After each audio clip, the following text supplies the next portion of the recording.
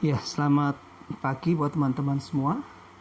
Bagaimana dengan kabar Anda di hari ini? Ya, saya selalu berdoa Anda semua selalu dalam lindungan Tuhan dan senantiasa disertai oleh Tuhan.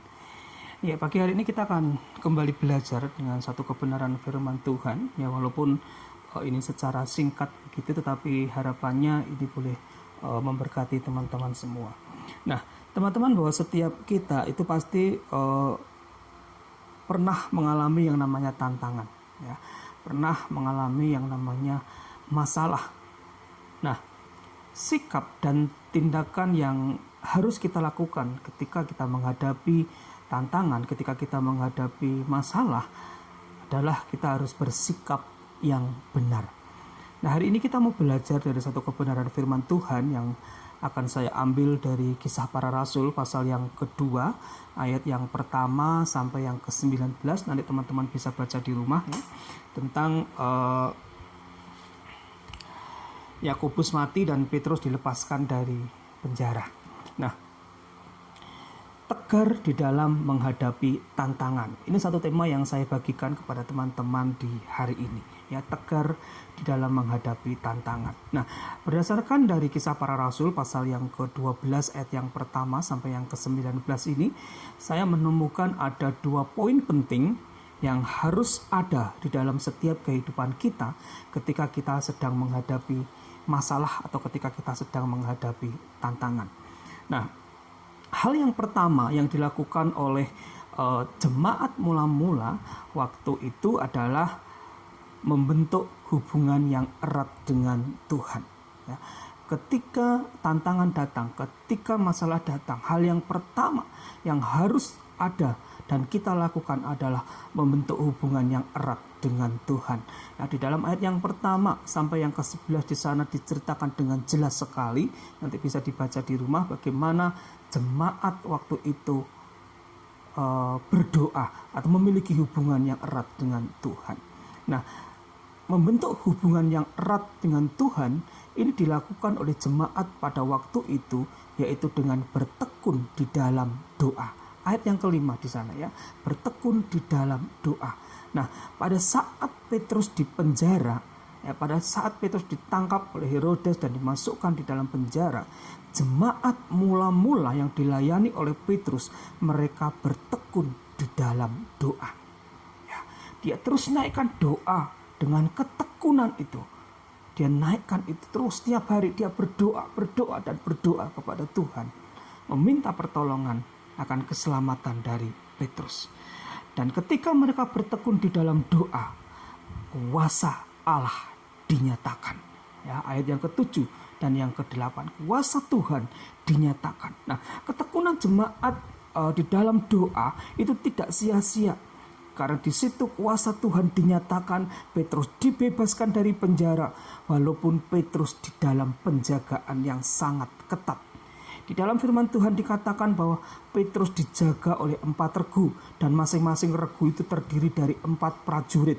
Berarti ada 16 prajurit yang menjaga Petrus, yang mengawal Petrus di dalam penjara. Dan Petrus terbelenggu dengan 2 rantai. Tetapi karena ketekunan jemaat di dalam doa, di situ kuasa Tuhan dinyatakan, Petrus dibebaskan dari penjara.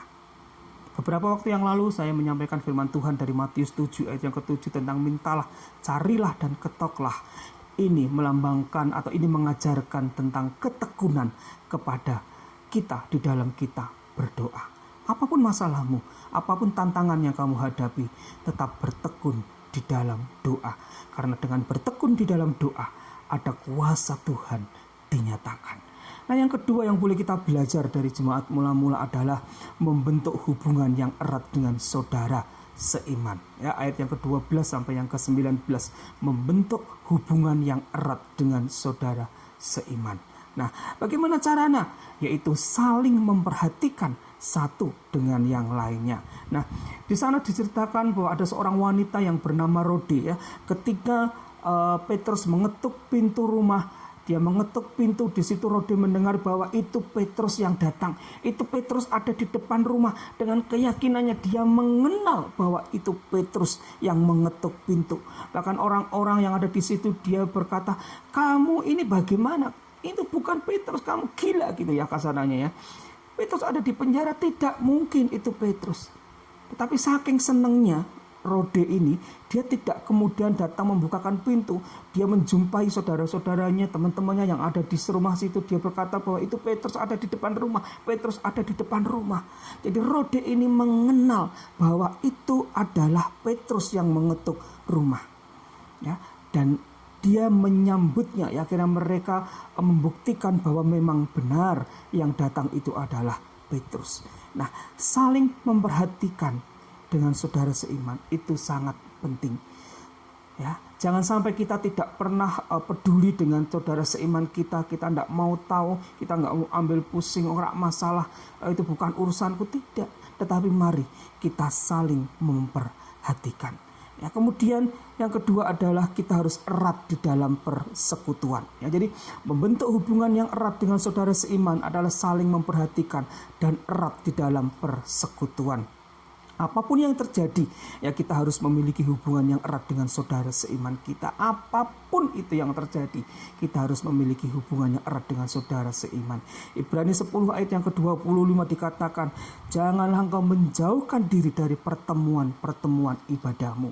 Karena dengan kita beribadah, kita bisa bertemu dengan saudara seiman, kita bisa saling mengenal, kita bisa saling menguatkan, saling membangun satu dengan yang lain. Nah, teman-teman, hari ini kita belajar dua hal ya ketika kita sedang menghadapi masalah. Yang pertama adalah membentuk hubungan yang erat dengan Tuhan, yaitu dengan cara berdoa yang tekun. Karena dengan ketekunan kita di dalam doa, di situ kuasa Allah dinyatakan. Dan yang kedua, kita harus membentuk hubungan yang erat dengan saudara seiman kita. Bagaimana caranya? Saling memperhatikan satu dengan yang lain, dan kita harus juga erat di dalam persekutuan kita. Amin. Tuhan Yesus memberkati.